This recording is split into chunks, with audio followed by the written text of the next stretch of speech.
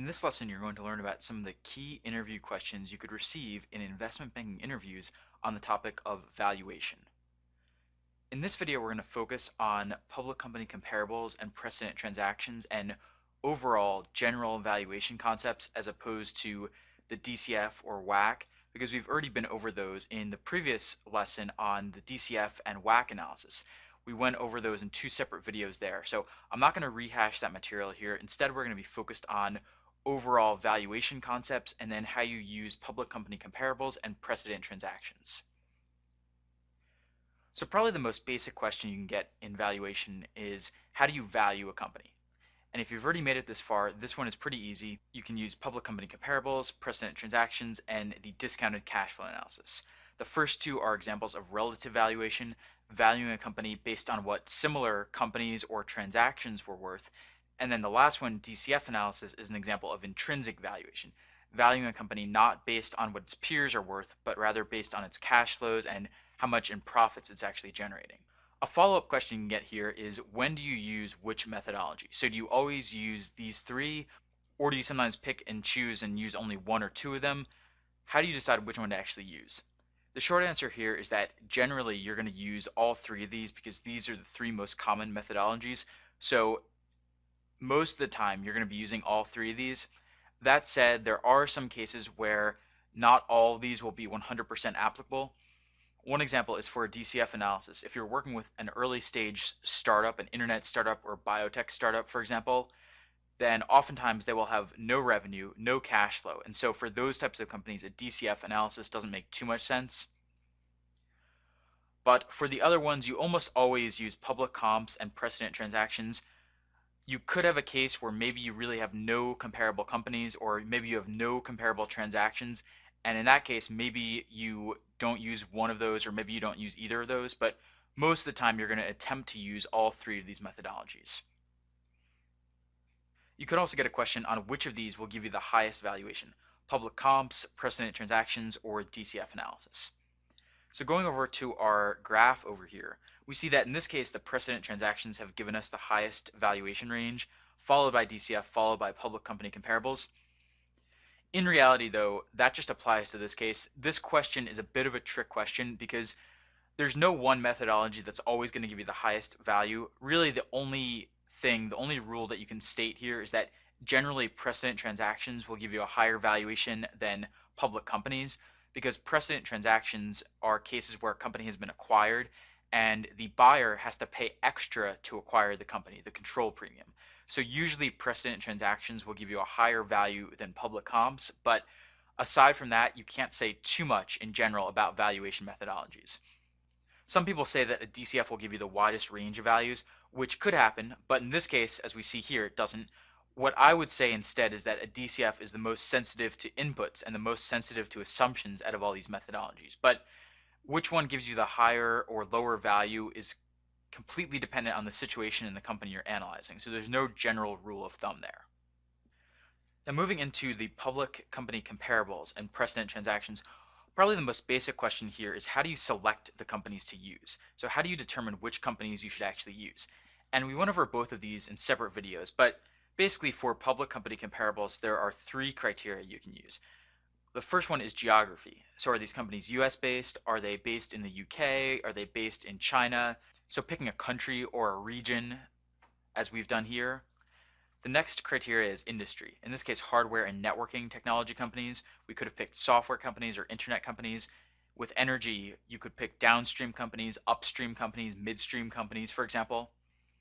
And then the last criteria is financial, size, revenue, market cap, EBITDA margins. In this case, we've gone with revenue. So those are the three basic ways you can pick companies.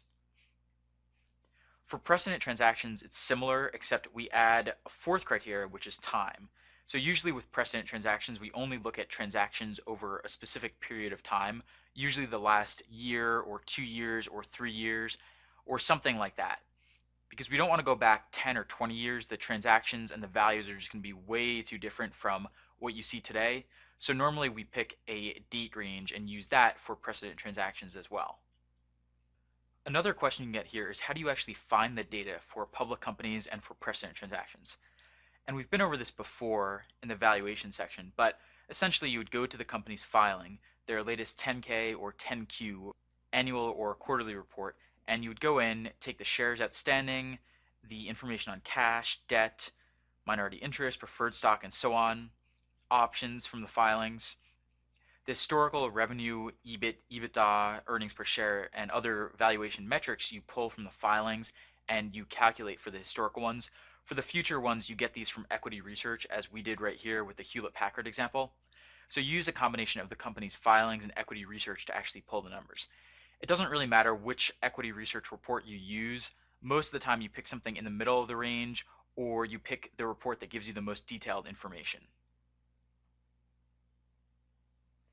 Another question you get here is, do you always use the median multiple for these methodologies? So for public comps and precedent transactions, in our analysis here, we are looking at a range. So we're going from the minimum all the way up to the maximum. But for the most part, we're basing our graph here around the median because the median is right in the middle of our segmented bar graph right here. So we're really focusing on the median. And the question is, when you're valuing a company, do you always have to use the median?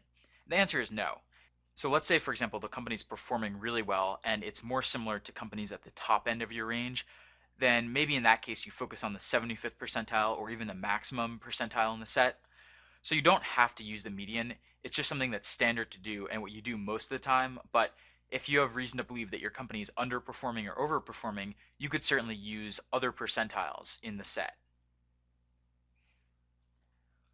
Another question here is, what are some of the flaws with public company comparables and precedent transactions? So with public comps, one problem is that it's very difficult to find a company that's truly comparable to the one you're analyzing, especially when the company is unique, as is the case with Apple. The rest of these companies are technically hardware companies, but they're not really the same type of company that Apple is because they don't really have the same brand name recognition. They don't have the same types of products exactly.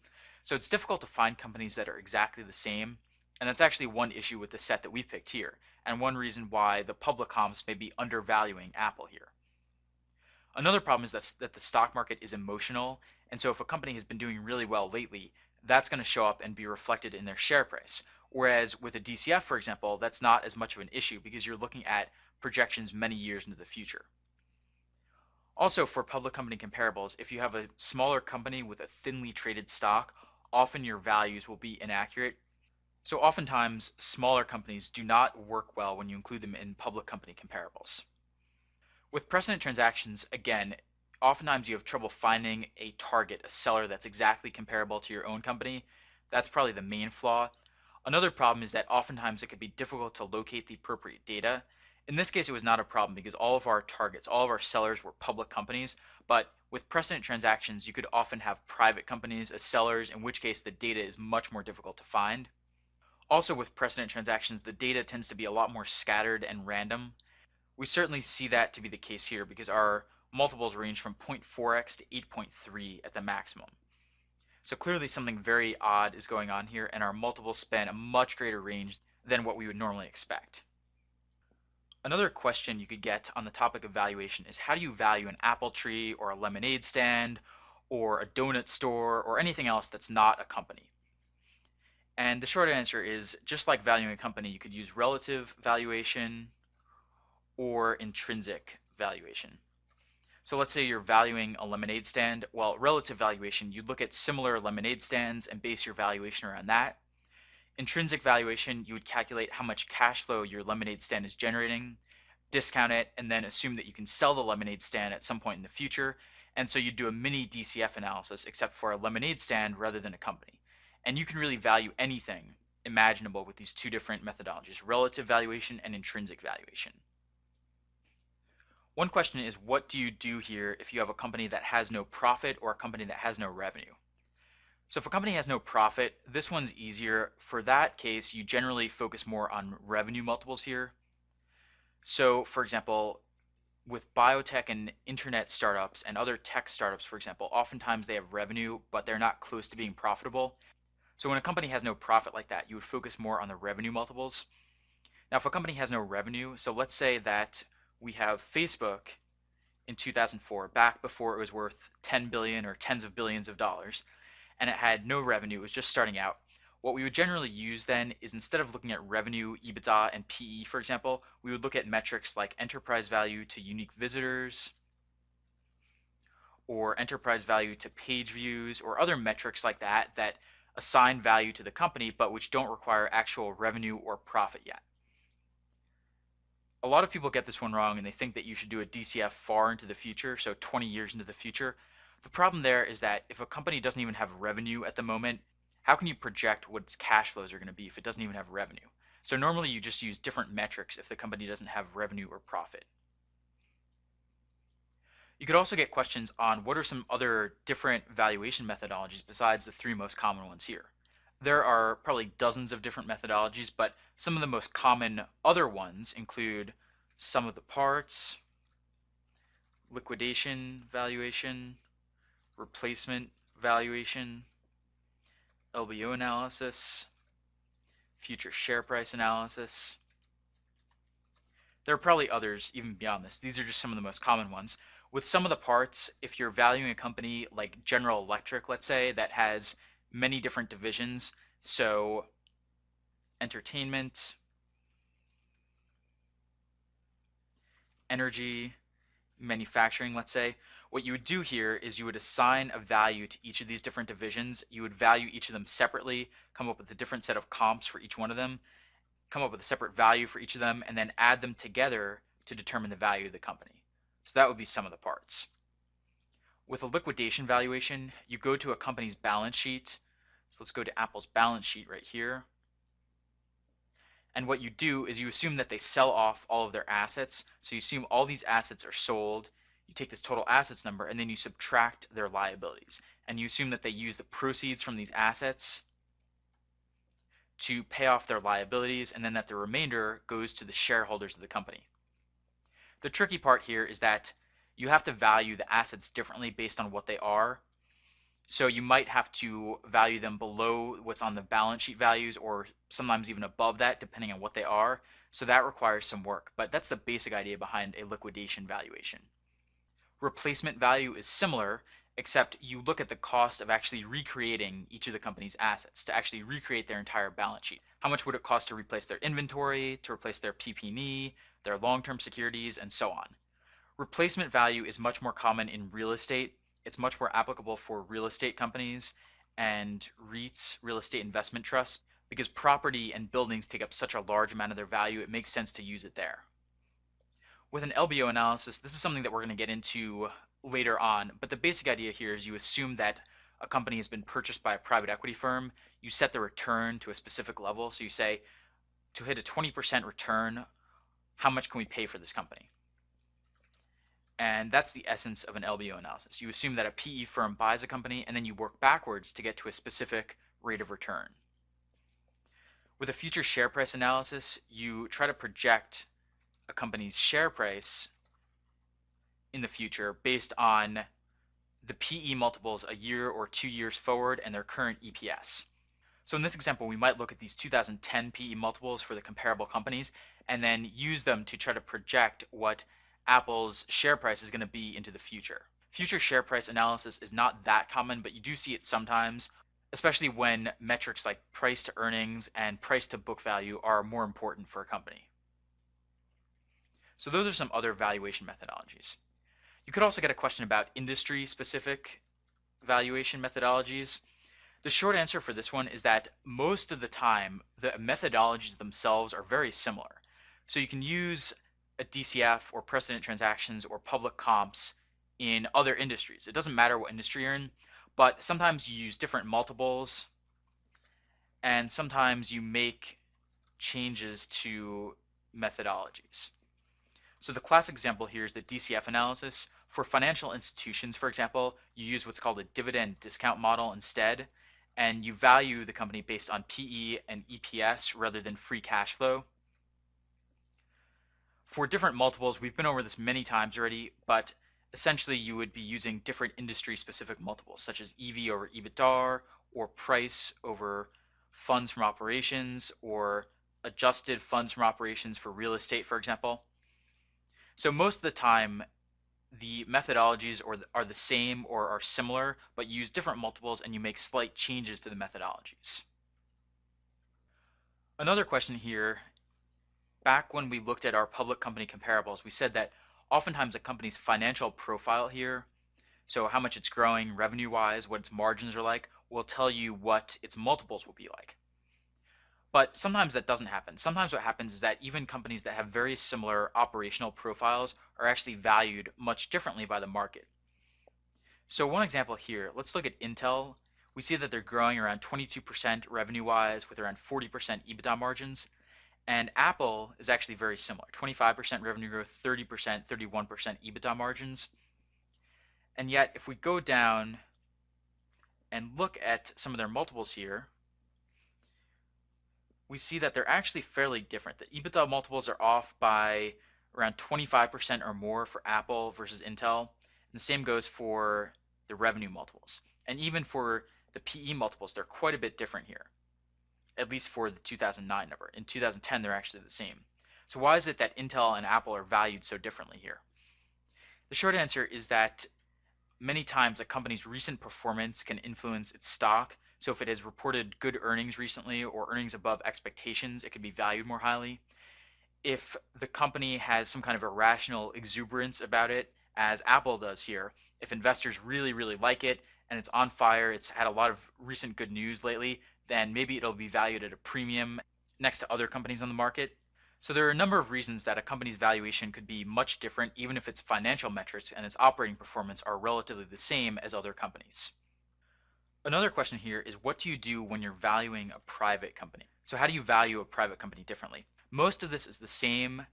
The key changes are as follows. For public comps, you can still use them, but you usually apply a 10% to 15% discount to all your multiples because it's private and it's therefore not as liquid as a public company. Precedent transactions are pretty much the same. The reason is because with precedent transactions, you presumably include both public and private companies already, so you don't make any changes there. And then for the DCF, WACC is problematic to calculate because this company is not public, it doesn't have a market cap, it doesn't have beta. So what you do instead is you estimate WACC or just use a standard discount rate instead. Also, in general, for private companies, you don't get to per share prices, so there are no per share prices. You just use equity value or more often enterprise value. So those are some of the key differences. The methodologies are similar, but as we saw with the industry-specific valuations, there are a few tweaks and a few differences that you're going to make when you're valuing a private company like this.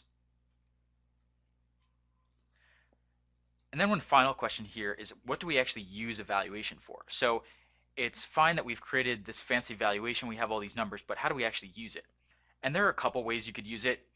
Many times in investment banking for valuations, you just use them internally. So you're looking at companies and you're trying to decide on prospective clients, you're looking at some analysis for your MD, and you just keep the valuation strictly internal. Other times you'll be pitching a company and you will create a valuation for them and you'll say, we think that if we can sell you, we can get you this much for your entire company. And so you use it as part of your pitch book to the other company. And then if you're working with a company on an actual deal and you continue to work with them over time, you might create a valuation like this and update it as their performance changes over time. And you might share this with potential buyers. For example, you might go back and forth with the company's management to create this kind of valuation. So there are a number of different ways you could use it, but most of the time it's either internal or it's external, and you share it with the company when you're pitching them or with potential buyers when you're pitching the company to those potential buyers. So those are some of the key questions you could receive in investment banking interviews on the topic of valuation. You should now have a much better idea of how to answer these and how to address some of the most common questions in interviews.